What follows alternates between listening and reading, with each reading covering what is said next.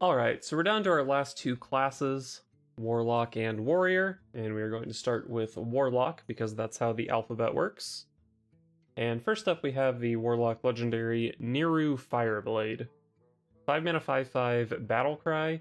If your deck is empty, open a portal that fills your board with 3/2 imps each turn. So the portal takes up a board slot, and then it can summon up to 6 3/2s at the end of each of your turns. It's not at the end of each turn or the beginning of each turn or whatever. It's not super clear based on the card text, but the portal is at the end of your turns. So there are a couple things we have to evaluate with this card. First of all, how easy is it to empty your deck? Well, as Warlock, you've got life tap. There are plenty of ways for Warlock to draw cards with Backfire, Free Admission, Hand of Gul'dan. All of those are pretty good card draw options. But there's some stuff in this new set that makes it, you know, a little bit more straightforward to empty your deck. So yeah, we've seen Soul Rend that mills your deck for each minion it destroys, and then Altar of Fire, which is going to destroy 3 cards from your deck. And then on top of that, all the card draw you can play, your life taps. It doesn't seem like it'll be too hard for Warlock to meet the condition on this card. But then the other thing you have to evaluate is, does this portal actually win the game? And I'm not sure that an infinite flood of 3/2s does win the game. We have seen a similar effect in Warlock before. The original Warlock quest, it gave you a portal. But I believe that only summoned 2 imps at the end of each turn, right? Yeah, that was how it worked. It doesn't really say it on the quest, but yeah, it summoned 2 3/2s at the end of each turn. And that was pretty easy to just ignore, because it was only putting 6 power in play. Now, with Neeru Fireblade, you are putting 18 power in play, which is quite a bit more difficult to ignore. But, I mean, if you're going to fatigue, you're probably up against a control deck, and a control deck is probably going to have some board clears sitting around. So if they can just wipe your board of imps like 2 or 3 times, that's probably just going to be good enough to not die to this, I would imagine. Don't forget that you're taking fatigue the entire time. The opponent can play like, you know, Consecration plus a 3-minute 8/8 Divine Shield thing plus some other goody 2 shields or something, and then they can be pressuring you with those. The imps don't actually do anything until they survive a turn. So I think the payoff on this card is a little bit sketchy. You can compare it a bit to Chef Nomi. Now, compared to Nomi, like, Nomi was 1 wave, this is infinite waves of minions. But the 6/6s from Nomi died to way fewer board clears, and there were always ways to bounce Nomi with like Shadow Step and Rogue, things like that. I played plenty of random janky decks where you had to like have a minion in play and then Nomi and then trade it off, and then you could Brewmaster the Nomi. And it turns out even with 6/6s, hitting like 3 waves of 6/6s doesn't actually win that many games. And I guess, like, also kind of the point I need to make is, if you're playing Neeru Fireblade, you're doing all this, like, card draw and self-mill stuff, you're probably not really playing that many threats that are forcing your opponent's board clears before this turn, so they probably will just have all their board clears saved up for the 3/2s. And, I mean, probably, like, the biggest complaint with this card is if you want some late-game fatigue win condition, just play Ticketus, just mill your opponent's deck. It's just a better win condition than Neeru Fireblade. So, like, I'm pretty convinced this card is not good, even with all the support it got. So, moving on to one of those support cards, Altar of Fire. 1 mana, destroy the top 3 cards of each deck.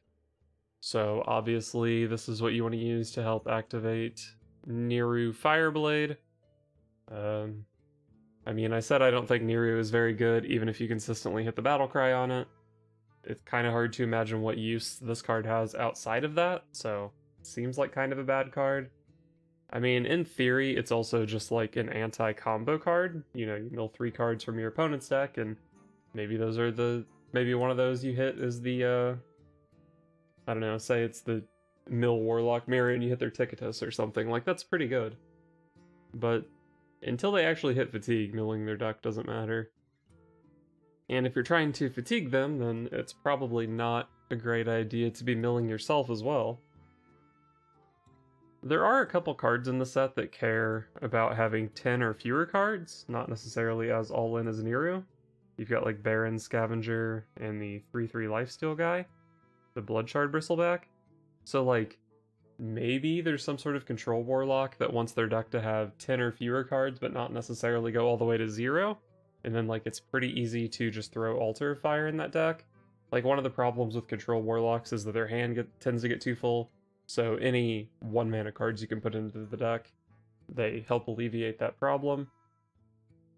But even in that kind of deck, like you play Altar of Fire and sometimes you mill your Bristleback and then you just feel kind of dumb for playing all this mill stuff. So it seems kind of sketchy.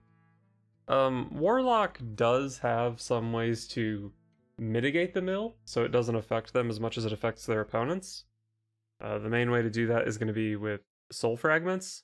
So you School Spirits, shuffle in some Soul Fragments, Altar of Fire mills 2 Soul Fragments, and then you actually only milled 1 card from your deck. So like, that's pretty cool. That's also some synergy with the previous mill cards that I forgot to mention. It's actually anti-synergy with some of them as well. But I mean, even with that in mind, I just don't have faith in the self-mill archetype. And if you want to disrupt combo decks with Warlock, you've already got the king of that, the legendary minion himself. So, yeah, not really that interested in this card. And then we have a card that I just touched on, the Barrens Scavenger, 6 mana 6/6 with Taunt, costs 1 while your deck has 10 or fewer cards. So, I mean, this card is actually really strong. It's very similar to the Bristleback in that if the effect on it is active, it's just like a very, very solid card that you'd want to put in all your decks. But how easy is it to have 10 or fewer cards? Unless you're just milling your deck with Altar of Fire, I think it was called. Then it's probably not that easy to mill your deck. Also, if you are playing the Altar of Fire, sometimes you just mill this card. You can sort of play around that by playing like Free Admission, which targets minions. So if your deck is like spell heavy, you play Free Admission, it pulls out your minions that have payoff, and then your Altar of Fire isn't milling those minions.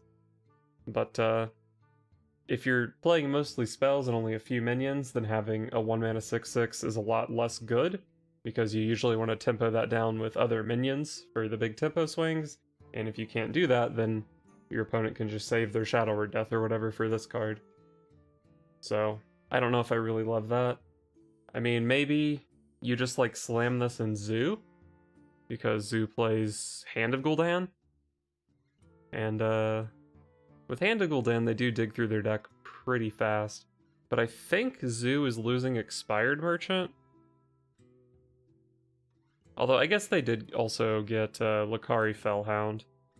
No, this discards your lowest cost cards actually. So yeah, Zoo might have a hard time playing Hand of Gul'dan. But if there is a Hand of Gul'dan Zoo, I could see it playing Barrens Scavenger. Like, that's the sort of deck where you care about having a 1 mana 6/6. But Control Warlock, it doesn't seem nearly as appealing in. And I touched on Soul Fragments earlier. Soul Fragments are actually bad with this card, right? Because, say you have 10 cards in your deck and you play Soul Shear, now you have 12 cards in your deck, and suddenly the Barrens Scavenger isn't even active anymore. So, I mean, seems kind of sketchy. I guess I should say, though, that 6 mana 6/6 Taunt is like already approaching being a playable card. So, if this is only active in like half your games, maybe it's still worth including just because it's so good in that half of games. But it does also seem like the half of games where it would be active tends to be in control matchups, and if you want like a big taunt minion, maybe you want that against aggro. I don't know. All these self-mill cards are just so awkward that I can't really see them being that good, honestly. And then we have 2 more self-mill cards that I did already review, but I'll touch on them again. We have the Bloodshard Bristleback, pretty similar to the, Barrens Scavenger that we just looked at. Very good if it's active, but it's not always active. It has pretty much all the same drawbacks as the Barrens Scavenger, including that you want this more in aggro than control matchups. This one I'm not even sure it would see play in Zoo. I think the Barrens Scavenger is more likely there. But I mean, it's a high power level card, so if I'm misevaluating how often Warlock can activate this, then it is pretty good. And then we have Soul Rend, deal 5 damage to all minions and then destroy a card in your deck for each one you killed. Again, I don't have that much faith in the mill Warlock, the self-mill Warlock archetype, but I actually think this card is just good, independent of that. 4 mana deal 5 AoE is really powerful in a lot of matchups. And even in control matchups, you can just out-mill the opponent with Ticketus. So I think this card is just good on its own. But moving away from the self-mill thing, we have Kabal Outfitter. 3 mana 3/3 with Battle Cry and Death Rattle. Give another random friendly minion +1/+1. So 3 mana 5/5, pretty good. When it comes into play, it's a 3 mana 4/4, which is pretty good. +1/+1 of that 4/4 has like charge or rush or whatever potentially. So yeah, I mean, it just seems like a pretty good card. Compare this to the Shattered Sun Cleric still in Standard. Doesn't look like it. She was probably too ashamed to exist along with this card. But yeah, compared to Shattered Sun Cleric, this thing has like +1/+3 or something like that. So yeah, really solid stat line on this card. But in Standard, maybe the card we should be comparing it to is Wriggling Horror, which is very similar. Wriggling Horror gives +2/+2 to your minions, so does Kabal Outfitter. But Wriggling Horror, both of the stats are attached to a Battle Cry, which makes it a faster card, and it also only costs 2 mana. So, you know, Wriggling Horror might just seem like the better card. But, I mean, Wriggling Horror is also a great card, so this card doesn't have to be better than Wriggling Horror to see play. But this also does have the flexibility that it's, like, actually good if you only have one minion. Wriggling Horror is pretty trash in that scenario. And just as a standalone minion, like, a lot of times you play your Wriggling Horror, you get your +2/+2, and then it just dies to, like, a Rogue Dagger or something. This thing on its own is an actual threat. So, I think this probably ends up being better than Wriggling Horror. There are pros and cons to each, but I think the pros outweigh the cons on this one. So yeah, I mean, I think this is just a pretty good Zoo card. Not powerful enough for control, I'm sure. But Zoo consistently has a board, they care about buffing their board, and this is just a good minion. And then the final Warlock card that I have not yet reviewed is Apothecary's Caravan. 2 mana 1/3 at the start of your turn. Summon a 1-cost minion from your deck. So I've reviewed plenty of Caravans, they're all pretty bad because they're 2 mana 1/3s that have to live a turn. This is no different. But I mean, summoning a 1-cost minion from your deck is pretty powerful. Warlock does still have Flame Imp. They have Possessed Villager, Spirit Jailer. They did lose Void Walker, which is sad. But those 3 I just named are pretty solid. There are probably some neutrals that are pretty solid as well.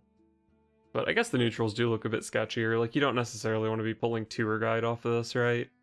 Or even, like, Guardian Og Merchant, although Guardian Og Merchant maybe isn't that bad. Animated Broomstick would not be great to hit off this. So, I mean, there are some 1-drops that are really insane to hit off this, some that are kind of sketchy.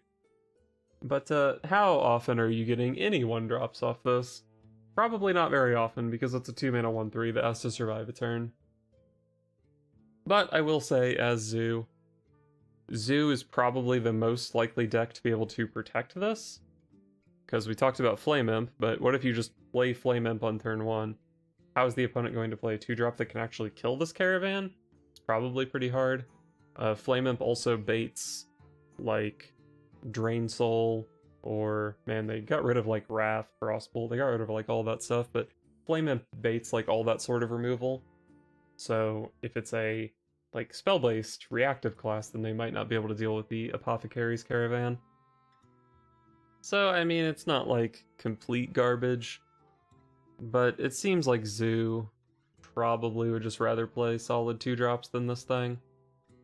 I mean, you'd rather be playing Dark Glare, Scrap Imp, Midway Maniac, even like Direwolf Alpha or whatever. I assume Direwolf Alpha is probably still in the core set. Yeah. So, I think Zoo can probably just do better. They also got this Hecklefang Hyena, which might be relevant. So yeah, I mean, it's just another Caravan card, man. Alright, so to close out Warlock, we have 3 cards that I have reviewed already, but I will touch on them briefly for the sake of this video being complete. Tamsin Roam, the legendary minion. I think this card is really good. We unfortunately, I don't think, got any new shadow spells since the last time I reviewed this, but the shadow spells we do have are pretty good. In control matchups, you can combo this with Siphon Soul, that's good value. In aggro matchups, you compare it, or you combo it rather, with like Drain Soul or Mortal Coil. And I don't think this website is updated. I'm not sure if like Wicked Whispers is a shadow spell. If it is, then like maybe you can even play this in Zoo or something. So yeah, really flexible legendary. Next is Grimoire of Sacrifice. I think this is just a pretty solid AoE. I think it's not like unreasonable that Control could play this because they do have like 3 or 4 1-drops that are pretty good in Control. I think there's also like an Egg Zoo deck with Nerubian Egg, Boneweb Egg, Possessed Villager that could play this card. And even in Zoo, like 1 mana deal 2 to all enemy minions is going to be like a pretty significant tempo swing, so I think this card is actually quite reasonable. And then finally there's Imp Swarm. 2 mana make a 3/2 is very unimpressive. The upgraded versions are also unimpressive. I think pretty much any Warlock deck can find a better card than this. Moving on to Warrior, I think I only reviewed 1 Warrior card in the first like 3 reviews, so I'll just get it out of the way real quick with Mor'shan Elite. 5 mana 8/8 taunt, really insane. Warrior has like 3 really good weapons to play on turn 4 that curve straight into this. It's got some like hand buff stuff that might be good or might be a meme. I mean, I think this card is just good. It's just like always active on curve, and then it's a 5 mana 8/8 taunt. Alright, so moving on, we've got Warsong Envoy. 1 mana 1/3 with Frenzy, gain +1 attack for each damaged character. So Diremol's stats, already a pretty reasonable minion. And then you want to combo this with like a Whirlwind effect. If you Whirlwind... I guess if you Whirlwind just this card, then it's a 2/2. But if you Whirlwind, you know, your Armor Smith as well, maybe some opponent's minions, then suddenly your 1/3 is going to be like a 4/2 or a 5/2 or something, which is pretty good. In that sense, you can kind of compare it to Frothing Berserker, which looks like it is still in the core set. So yeah, it's a pretty threatening 1-drop. I think if you're putting this in your deck, you're probably mostly just playing it because you like having a 1 mana 1/3, and then like maybe 10% of the time you land a nice Frenzy on this and it's pretty threatening. But even if you do end up landing some sort of Frenzy on it, it's still just going to be like an X2 minion. It's going to die to, you know, Ruined Orb or whatever 2 mana, 2 damage rather, removal thing the opponent has. So even when it's like big and threatening, I don't think it's like nearly as scary as a Frothing Berserker, for example, but of course Frothing Berserker costs 3 times as much mana. But yeah, I mean, I think this is mostly just a Diremol. I also don't really know how easy it is to activate this card. You've got Whirlwind, of course. I guess you have like Cruel Taskmaster. This curves pretty nicely with Cruel Taskmaster. You probably only get like +1 out of its effect, but then the +2 attack out of Taskmaster. You can also combo it with some neutral stuff, like a Penflinger, or probably the scarier one would be like Guardian Og Merchant. Those are pretty reasonable as well. But, I mean, with Guardian Og Merchant, it's just like a 2/2 Divine Shield. That's pretty good, but it's not something that, like, continues to snowball out of control or whatever. But whatever, I mean, it's just a pretty good minion. I think, like, this probably doesn't make the cut in control, like, say, an Eternium Rover would. But if you're playing some sort of tempo aggro warrior, Warsong Envoy is quite solid. Next we have Bulk Up. 2 mana, give a random taunt minion in your hand, +1/+1, and copy it. So we saw the Mor'shan Elite earlier. This card is probably really good with Mor'shan Elite because Instead of an 8/8 taunt, it becomes a 10/10 taunt. And then you can play another one on turn 6, since all the weapons that you're playing on turn 4 to activate it have multiple charges. So yeah, I mean, this is probably pretty insane with the Mor'shan Elite. As far as other taunt minions Warrior has access to, they still have Sword Eater as well, which is going in your Mor'shan Elite deck.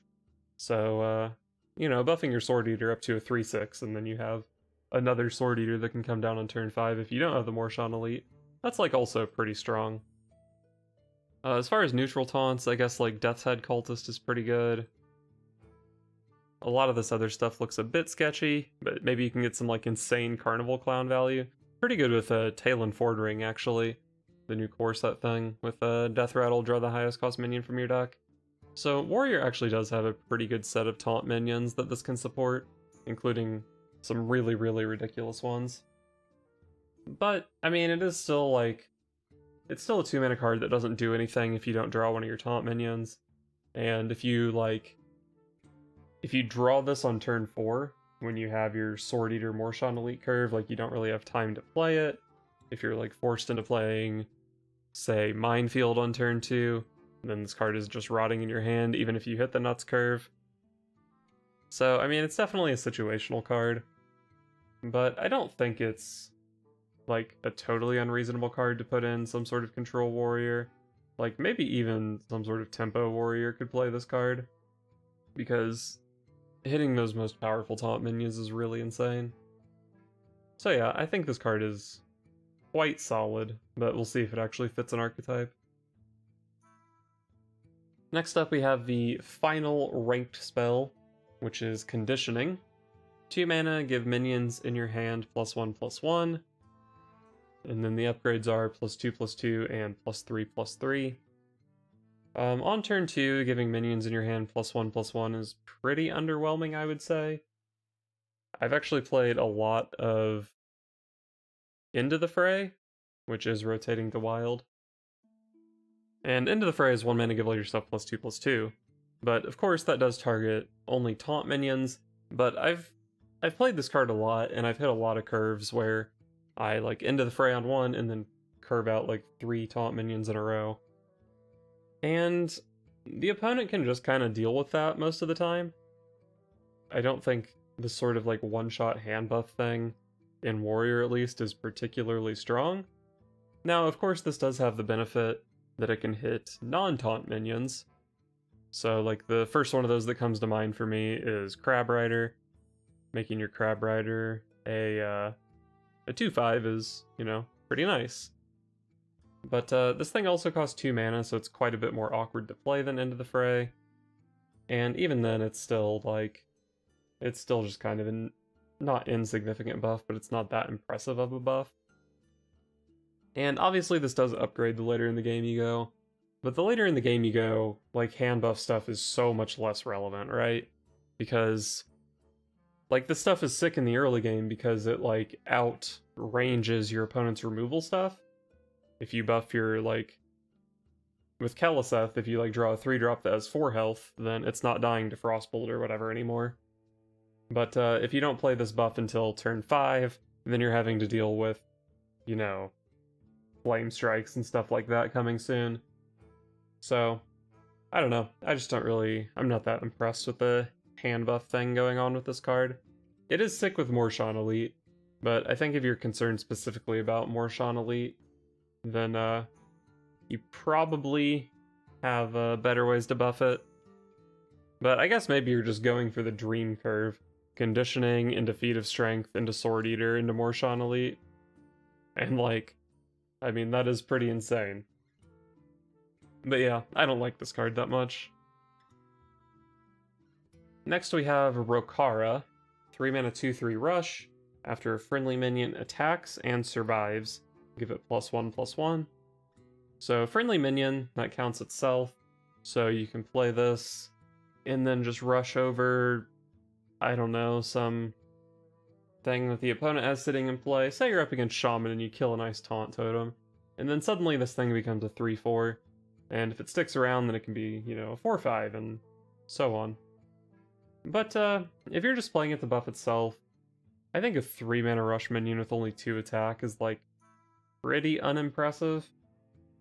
I feel like it's hard to... Like, you do need this to actually attack and survive the turn you play it. And, you know, I mean, if you're up against Zoo, then they play Flame Imp on turn 1. Your 3-drop doesn't even value trade their Flame Imp, which is pretty pathetic. And even if they have, like, Dire Wolf Alpha, you trade this over the Dire Wolf Alpha, and then it's just a 3-2. I mean, 3-mana 3-2 that kills a Dire Wolf Alpha is not bad, but it's still not, like, an incredible body. But maybe the strength of this card is that it affects your other minions as well. So you curve 1 into 2 into this. Say your 1-2 curve was, I don't know, Warsong Envoy into Cruel Taskmaster. And then you play Rokara. The Cruel Taskmaster and the Warsong Envoy can either value trade or go face. Then they get +1/+1. And then your Rokara also gets to maybe value trade over something, even if it's not the prettiest trade in the world. So, like, in that scenario, this card starts looking quite a bit better. I'm not really sure if there's a warrior deck to support this card. It would definitely have to be some sort of Warsong Envoy tempo deck. But even in that deck, I'm not totally sure this card makes the cut. I mean, on 3 mana, you're competing with, like, Frothing Berserker, Warmaul Challenger. Maybe there's not actually that much competition on 3 mana. So, I don't know. This card is, like, probably fine, but it's not that flashy. I guess maybe something that we do have to touch on is Stage Dive. Draw a rush minion, give it +2/+1. If this is a 4/4, then suddenly it's value trading a hell of a lot better, and it's getting that buff a lot more often. And I think Warrior's set of rush minions is, like, not necessarily super strong, although they are getting this new pirate thing, which is pretty decent. But yeah, right now if you want to play Stage Dive, you're kind of playing like Kargath, and then all this other stuff looks a little bit sketchy. So maybe you just welcome another Stage Dive target. Like, if Tour Guide, or not Tour Guide, what was the Broken Warrior 1-drop called? Town Crier. Like, if Town Crier was still around, then you just need a certain amount of rush minions to support it. Maybe Stage Dive is that good. I don't think it's that good, but, like, maybe it is. Maybe it's the same sort of card. You force this in because it has rush and it's not terrible. Next up we have Outrider's Axe. 4 mana 3/3. After your hero attacks and kills a minion, draw a card. So yeah, I mean, this card is just really good, I'm pretty sure. 4 mana 3/3 weapon is, like, pretty fine. There have been a lot of 4 mana 4/2s that have seen play. The issue with this card, I guess, is on turn 4, how often is 3 damage actually getting a kill? Which is a fair criticism of this card. There's a lot of stuff around at this point in the game that's not dying to the Outrider's Axe. But there's also a lot of stuff that is dying, and, you know, maybe you have your Warsong Envoy or Armorsmith or something in play that can chip away at a minion, put it into 3 health range, and then on the 5 and 6 turns where you're trying to draw with this, then you can use it to clean up after, say, like a minefield or something. So yeah, I think it's probably not that hard to get the draws out of this. And I think Warrior is kind of interested in card draw. They're losing Ankar and Battle Rage off the top of my head, maybe some other card draw as well. So, good card draw in Warrior is definitely welcome. And as far as good card draw goes, this is actually a pretty good weapon to support Cutting Class, so maybe it has some value there as well. And, like, one of the downsides of this card also is that you do have to kill a minion with it. So if you just go face with it, you're not drawing a card. But even if you're just going face with this, it's 4 mana, deal 9 damage, which is pretty good in an aggro deck, I would say. So it seems like it's got applications in control, aggro, mid-range, even combo, since it's a card draw card. So it just seems pretty good. I think the main potential issue for this card is just competition as a 4 mana weapon. Warrior has Sword Eater, which Sword Eater is just such an insane card. I definitely don't think this card is better than Sword Eater, because Sword Eater, you basically lose 1 weapon charge and the draw effect to immediately get a 2/5 taunt, and I think that's probably better. But then there's also like Reaper's Scythe. Reaper's Scythe is a very good weapon depending on the situation. And with like one more attack with the cleave effect, there are definitely going to be metas where Reaper's Scythe is just the better card. But there also will be metas where Outrider's Axe is the better card. I definitely don't think you're playing all three of these weapons, so it's probably either or on Reaper's Scythe, Outrider's Axe. But you do, like, I think you probably are playing 2 Sword Eater plus more 4 mana weapons, just because of how well they curve into Mor'shan Elite, which I think is a really good card. So, yeah, I mean, even though Outrider's Axe has competition as a 4 mana weapon, I think it probably is still going to end up seeing quite a bit of play. It's just a really strong card if you get full value out of it. Next up we have Rancor. 4 mana, deal 2 damage to all minions, gain 2 armor for each destroyed. So it seems like a pretty reasonable board clear. Of course you want to compare it to Consecration. 4 mana, deal 2 damage to enemies. And this just has, basically just has upside over Consecration. It doesn't go face, but as a warrior you probably care way more about gaining the armor than going face. So, like, if you're up against Face Hunter and they have, you know, a couple Wolpertingers and they have Intrepid Initiate and whatever other garbage they can piece together, and then you drop Rancor, kill their board, gain 6 or 8 armor, that can be a pretty massive swing. But outside of that, 4 mana deal 2 damage AoE is not super good. They're definitely, like, in a control matchup, this card is probably not going to be very effective at all. Which, for Consecration, is kinda fine, because in those matchups you have Librum of Justice or Equality or whatever, so you can still make use of your Consecration. It's much harder to do that with Rancor. So for Rancor compared to Consecration, I think it's much more like a solidly anti-aggro card than just a good all-around card. But Warrior does have access to Lord Barov, so they do have one equality effect to go with the Rancor, which is useful, I guess. And Warrior also has like plenty of ways that they can do chip damage to minions with like their weapons, or like this can clean up after a Blade Storm, clean up after a minefield, or set up for a minefield. So I mean, it's not like this card is totally without synergy. But compared to Minefield, Blade Storm, Brawl, compared to all that stuff, I definitely do think this is more of a meta-dependent board clear. If there are a lot of control decks, you're probably not that interested in this. If there are a lot of face decks, you probably want to play 2 copies of it. It just depends on whether or not this is actually killing things on turn 4.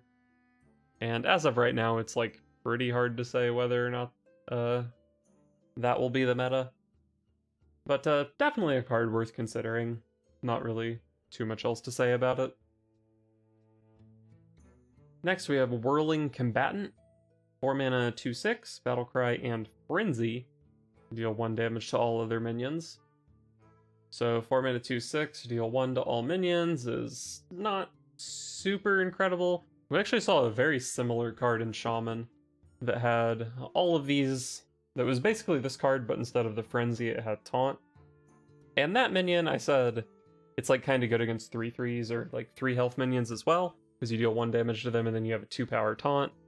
This doesn't have Taunt, so if you're up against aggro and they have a Greyheart Sage, you're going to eat 3 damage from that Greyheart Sage, which is, you know, somewhat unfortunate. But, I mean, this does have Frenzy, so you can potentially deal 2 AoE with this. But I'm actually not sure how easy it is to deal 2 damage AoE with this. Warrior loses Inner Rage in the core set, so the cheapest way to activate this is going to be with like Whirlwind, or like Cruel Taskmaster, I guess. Both of those are like fine, but not particularly impressive. With some of the other Frenzy cards, we looked at neutrals, like Guardian Og Merchant or Penflinger as activators. But I mean, those are kind of bad with Whirling Combatant, right? Because then you just kill your Penflinger or your Og Merchant when you get the AoE. I mean, sometimes you have to do it, right? But it's not super exciting. I guess another good activator for this would be Animated Broomstick. which you do kill the broomstick as well, but you can trade off the broomstick, and then you can kill something with 4 health, something with 3 health, and then 2 damage AoE everything else. So in a broomstick deck, this is pretty good, I guess. I do believe we're losing Bloodsworn Mercenary, right? So yeah, the like broomstick ETC deck is not going to be sticking around. But broomstick's an insane card, so maybe it ends up in some other warrior deck. And as warrior, I mean, you are pretty likely to have like gained some armor or controlled the board pretty well in the early turns. So like maybe you can get away with just playing this on turn 4. Doesn't really matter if it doesn't kill everything. It's just like a pretty big threat on its own. And it's also just like hard to value trade into, because value trading into it is like one thing takes 2 damage and then everything else gets AoE'd. So if the opponent wants to trade into this with like Greyheart Sage and Spy Mistress, well, I guess they just trade with the Spy Mistress first. But if they have like double Worgen Infiltrator and a 2-power weapon or something, then they can't trade into this because one of the Worgens will die before being able to attack. So yeah, I mean, it's like a pretty solid card, but it's also kinda sketchy. And on 4 mana, they're like the 3 really strong warrior weapons we talked about. Maybe this card is just not good enough compared to other 4 mana warrior cards. Even throw Kargath Blade Fist in there as well. I don't know, the card's fine, but not that exciting. Next up we have Stonemaul Anchorman. 5 mana 4/5 pirate with Rush and Frenzy, draw a card. So, I mean, I guess the comparison for me on this card is going to be to Big Ol' Whelp. Yeah, Big Ol' Whelp, 5 mana, 5/5 Battlecry, draw a card. This loses 1 stat to gain Rush, which probably tends to be a very solid trade-off. But Big Ol' Whelp actually didn't see nearly as much play as I expected it to, and much of the time that it saw play it was at least partially because of the dragon tag. So with that comparison, it makes me a little bit less interested in this card. And also compared to Big Ol' Whelp is Battlecry, draw a card. This is Frenzy, draw a card. So if you just play this on turn 5, like, sometimes you don't even get the card draw out of it, which does make this card a little bit sketchy. But I mean, Rush is a really powerful keyword. If there's anything to rush into, then this card just becomes really solid. So it does seem like a pretty solid card all around. I don't know if it being a pirate really matters at all. I know Ankar is rotating, and it looks like Warrior doesn't really have much pirate synergy. So yeah, the pirate tag doesn't look that useful right now, but as a pirate, you can summon it off of N'Zoth. I guess you are probably playing Sword Eater in this deck because you are playing Warrior, but it doesn't hurt to have another pirate in your N'Zoth pool as well. And it seems like N'Zoth could be a pretty strong win condition going forward. We'll also see that it has pretty good synergy with the last warrior card that I'm going to review, which I guess we can just go ahead and move on to. I'll say that the Stonemaul Anchorman is like a pretty reasonable card, as long as it's like common that it gets the card draw the turn you play it. So yeah, moving on to the final warrior card, a legendary Overlord Saurfang. 7 mana 5/4 Battlecry, resurrect 2 friendly minions. Resurrect 2 friendly frenzy minions, and then deal 1 damage to all other minions. So the all other minions includes the 2 frenzy minions that you just revived. So you revive 2 frenzy minions, and then AoE everything for 1, which activates those 2 frenzies. So 7 mana 5/4, 3 bodies. As long as those bodies are like pretty solid, then this is just a good pile of stats for the mana cost. But obviously, the real viability of this card is going to depend a lot on the pool of frenzy minions. And this website does not have a way to sort by frenzy minions. SMH, Hearthstone top decks. But we can sort by Forged in the Barrens, since that's where all the frenzy minions are from.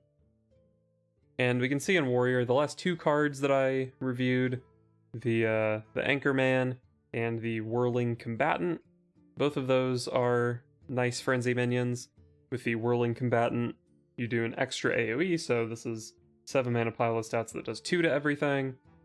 Keep in mind, frenzies do only trigger once, so if you hit like Whirling Combatant plus Anchorman, you do only draw 1 card, but you still draw a card off the Anchorman when it comes back, which is pretty good. And then you still have a 4/4 rush minion that either trades or maybe even value trades. Warrior's other frenzy minion is the Warsong Envoy. I think getting a 2/2 off Saurfang is like pretty underwhelming. Well, I guess it's not a 2/2, it's at least a 4/2. I don't know, maybe that's fine if you like damage some opponent stuff as well. But generally I would say this is pretty underwhelming compared to some of the other frenzy stuff. As far as neutrals, there's like Peon and this Oasis Thrasher, which are pretty underwhelming. I don't think you're too happy hitting those effects. You can hit Blade Master Samuro, but it's never gonna be buffed unless you have like some sick Direwolf alpha positioning. So that's probably not that strong.